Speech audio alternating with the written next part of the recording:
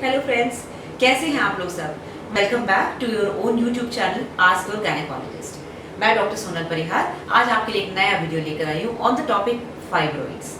Fibroids यानी कि बच्चेदानी में होने वाली गांठें। बच्चेदानी की जो गांठें होती हैं इनको हम मांस की गांठ बोलते हैं। मांस की गांठ इसलिए क्योंकि ये बच्चेदानी की दीवार से निकलती है। अब बच्चेदानी की दीवार कैसे बनती है? ये बनती है मांसपेशियों से और फाइब्रस टिश्यू से।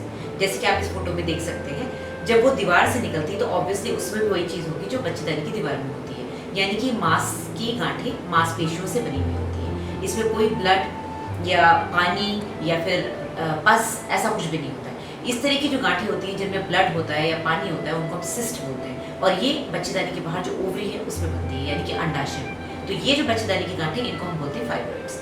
ये तरह तरह के होते हैं, जैसे कि आप इस फोटो में देख सकते हैं। या तो ये बच्चेदानी के अंदर लटक रहे होते हैं, या फिर ये पूरी पूरी दीवार के अंदर होते हैं, बच्चेदानी की दीवार को मोटा कर देते हैं, या फिर ये बच्चेदानी के बाहर की तरफ यानी कि पेट के अंदर लटक रहे होते हैं, जिसको कि सब सीरस बोलते हैं। अलग अलग नामों से इनको जाना जाता है और अलग अलग तरह के इनके सिम्टम्स होते हैं। अलग अलग तरीके से इनको निकालने का तरीका होता है, सर्जरी भी अलग होती है, राइट। फाइब्रॉइड्स का साइज यानी कि इन गांठों का साइज एक मटर के दाने से लेकर इतनी बड़ी बड़ी 24-26 सेंटीमीटर की गांठें तक हो सकती है।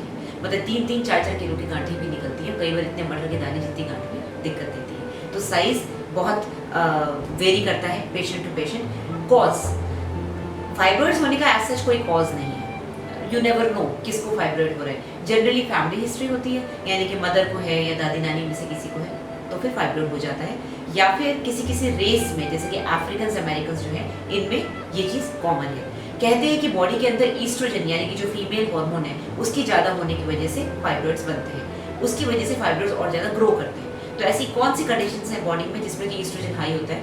या तो पीसीओडी कह लीजिए, पीसीओडी में ईस्ट्रोजन बहुत हाई होता है, राइट। सेकेंडली पेरीमेनोपॉजल पीरियड में, यानी कि जब मीनोपॉज की तरफ जा रहे हैं, जब मीनोपॉज की तरफ जाते हैं तो ओवुलेशन नहीं होता है, तो पीरियड्स इरेगुलर होते हैं, 2-2, 3-3 महीने से आते हैं। उन 2-3 महीनों में ईस्ट्रोजन का एक्सपोजर बहुत ज़्यादा होता है बॉडी में, उस समय फाइब्रॉइड्स बनने के चांसेस ज़्यादा होते हैं।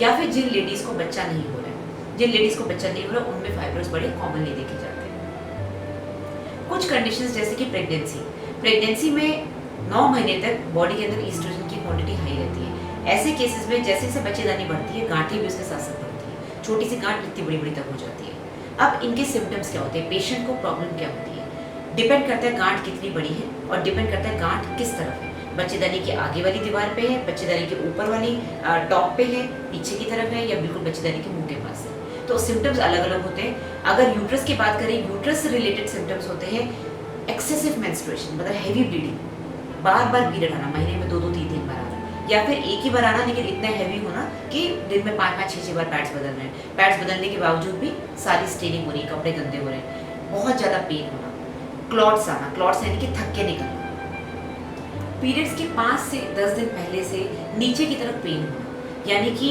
नॉर्मली पेन कब होता है, जब पीरियड शुरू होते हैं या 1-2 दिन पहले से। इसमें 5 दिन से 10 दिन पहले से ब्लड सप्लाई इतनी ज़्यादा बढ़ जाती है कि नीचे की तरफ हैवीनेस फील हो जाती है और पेशेंट की जो डेली लाइफ है उसमें डिस्टर्बेंस होनी शुरू हो जाती है, इतना पेन होता है। Then coming to other symptoms, मतलब बाकी चीज़ें और क्या प्रॉब्लम कर सकती है, जैसे कि आसपास के जो स्ट्रक्चर्स हैं, जैसे कि पेशाब की थैली जो आगे की तरफ है या पीछे की तरफ जो आते हैं, अगर उस पर प्रेशर आएगा तो वो सिम्टम्स डेवलप होंगे। Like for example, bar bar urine लगना, बार बार ऐसा लगना कि टॉयलेट आ रही है लेकिन टॉयलेट होती नहीं है, क्योंकि 3-3 घंटे से पहले ब्लैडर भरता नहीं है, लेकिन सेंसेशन रहता है, बार बार फील होता है कि यूरिन लग रही है, या फिर बार बार पॉटी लगना, या फिर पॉटी करते समय बहुत दर्द होना। तो ये डिपेंड करता है फाइब्रॉइड का साइज का है, फाइब्रॉइड किस तरह है।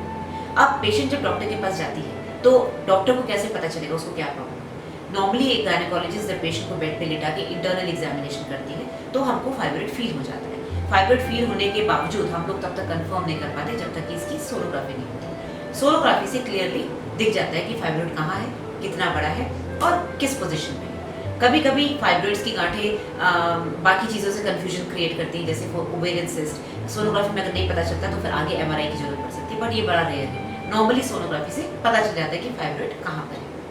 अब आते हैं ट्रीटमेंट पे। अब इसका ट्रीटमेंट डिपेंड करता है पेशेंट को सिम्टम्स क्या है।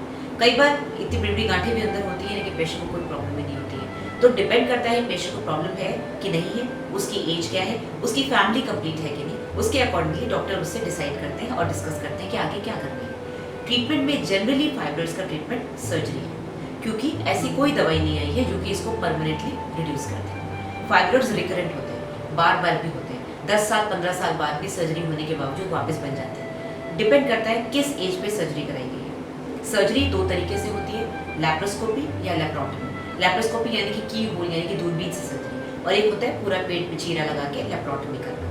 मेडिसिन ट्रीटमेंट की अगर बात करें तो मेडिसिन तरह तरह की आई है। नॉर्मली ये मेडिसिन का ये रोल रहता है कि सर्जरी करने से पहले फाइब्रॉइड के साइज को इतने बड़े से इतना कर दो, छोटा कर दे। तो उससे क्या होता है, चीरा कम लगता है, डॉक्टर को फाइब्रॉइड निकालने में आसानी रहती है, पेशेंट को ऑब्वियसली थिएटर में जो टाइम लगता है ऑपरेशन का वो कम हो जाता है, तो उसको बाद में पेन कम होता है। तो ये सब दवाई टेम्परेरी है, इनको जब तक लेते हैं तब तक इफेक्ट रहता है और उसके बाद इनका नॉर्मली इफेक्ट खत्म हो जाता है।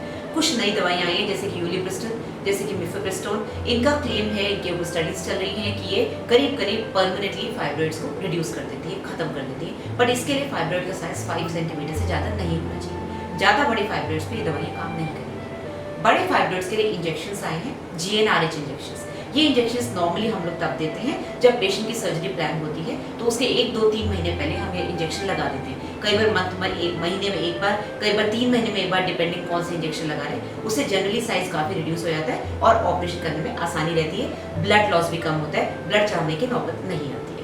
सर्जरी की बात करें तो सर्जरी नॉर्मली से 1 से 1.5 घंटे में हो जाती है। अब डिपेंड करता है पेशेंट की फैमिली अगर कंप्लीट है और पेशेंट की एज 40 के अबव है तो जनरली डॉक्टर्स यही एडवाइस करते हैं कि आप फाइब्रॉइड ना निकलवा के पूरी बच्चेदानी ही निकलवा लें, जिससे कि वापस से सर्जरी की नौबत ना आए। क्योंकि 20 से 40 साल की उम्र में जब आपकी हार्मोन्स अच्छे खासे ग्रो कर रहे हैं और आपका यूट्रस भी ग्रो कर सकता है, आपको प्रेगनेंसी भी हो सकती है, ऐसे केसेस में फाइब्रॉइड बार बार रिकर कर जाते हैं, मतलब कि बार बार आ जाते हैं। एक और सर्जरी है जिसको कि बोलते हैं हिस्ट्रोस्कोपी। हिस्ट्रोस्कोपी एक पतले से पेन जैसा एक कैमरा होता है जो कि बच्चेदानी के रास्ते अंदर डालते हैं। इसमें कोई चीरा फाड़ी नहीं होती, कोई टाँका नहीं लगता। ये उस तरह के फाइब्रॉइड्स निकालने में आसानी रहती है जिसमें कि फाइब्रॉइड्स अंदर बच्चेदानी के अंदर लटक रहे हैं, जैसे कि आप फोटो भी देख सकते हैं। जब ये फाइब्रॉइड अंदर लटकता है तो ये इरेगुलर ब्लीडिंग कराता है। पेशेंट को महीने में 3-3 4-4 बार बीच बीच में स्पॉटिंग होती है या ब्लीडिंग कभी भी आ जाती है। ऐसे केसेस में जिनमें यूट्रस नहीं निकालना है, सिर्फ फाइब्रॉइड निकालना है, तो इसके लिए पेट से ना सर्जरी करके बच्चेदानी के रास्ते यानी कि शरीर के रास्ते, विजाइना के रास्ते ये कैमरा डाला जाता है। इसको अंदर ही अंदर काट के निकाल दिया जाता है। ये नीचे नीचे से निकल जाता है और इसमें ना कोई चीरा फाड़ी हुई ना कोई टाँका लगता है। तो ये 2-3 तरह की सर्जरीज हमने डिस्कस करी, मेडिसिन हमने डिस्कस करी। दोस्तों आज के लिए इतना ही। आई थिंक फाइब्रॉइड्स के बारे में जितनी जानकारी मुझे देनी थी वो मैं दे चुकी हूँ। अगर आपको अभी भी कोई कन्फ्यूजन है तो आप मुझे इनबॉक्स कर सकते हैं, मैं उसका जवाब जरूर दूंगी। और आप मुझे फॉलो कर सकते हैं मेरे इंस्टाग्राम हैंडल पे sonal.parihar.33। So bye for now, take care, bye.